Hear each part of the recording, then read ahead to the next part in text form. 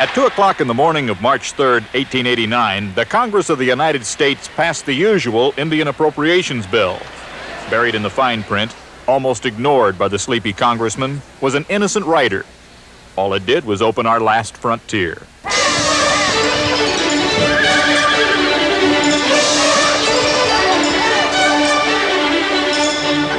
They called it the Run of '89.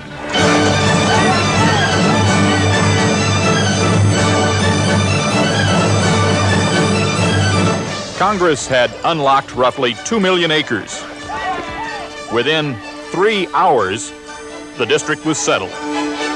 A town called Guthrie was the capital, and the capital had 15,000 people.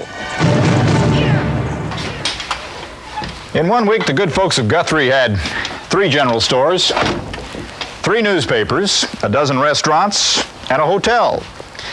And on the 6th day, they drank. There were 50 saloons to choose from. Yes, Guthrie was the fastest town in the West, but it was also the last. The frontier was closed. And that bothered a young man who grew up half a century and half a world away. He came looking for the West, and all he found were K-Marts. So, he built his own town. It is tucked into a valley between Glacier National Park and the Canadian border in the far northwest corner of Montana. But you won't find it on any tour maps. This is Alberto Munoz's home.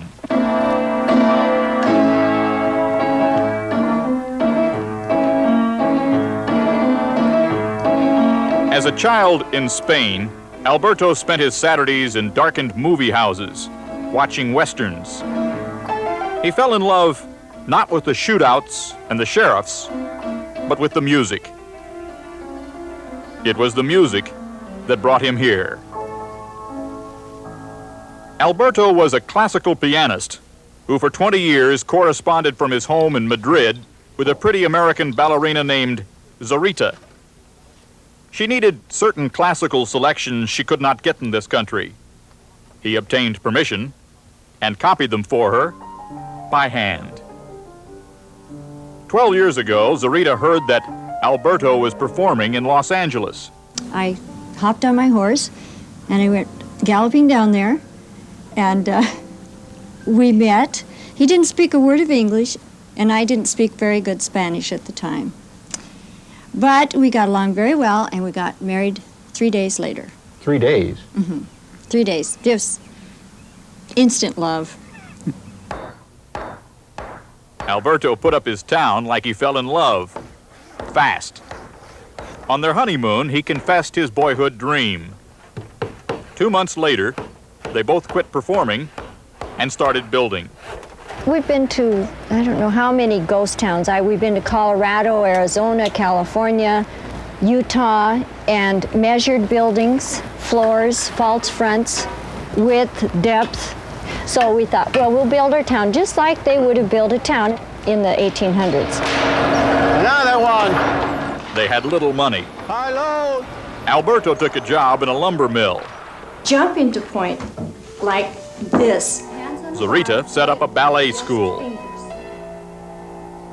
Nights and weekends, they planned their town. ¿Cómo se dice? Hitching post. Hitching post. Mm-hmm. Like barber post? No, barber pole. Oh, pole. 2 years ago, Alberto's dream came full circle. Zarita and he began performing again with friends and neighbors in the theater they had built themselves. Très elegant, enough to make any man's heart flutter. I said no opinions. A lot of the old western towns ended as dusty dwellings for ghosts, but perhaps not Montana City. Alberto's grandson will never have to go looking for the Old West. Grandpa built it in his backyard. For today, Bob Dotson, NBC News, Montana City, Montana.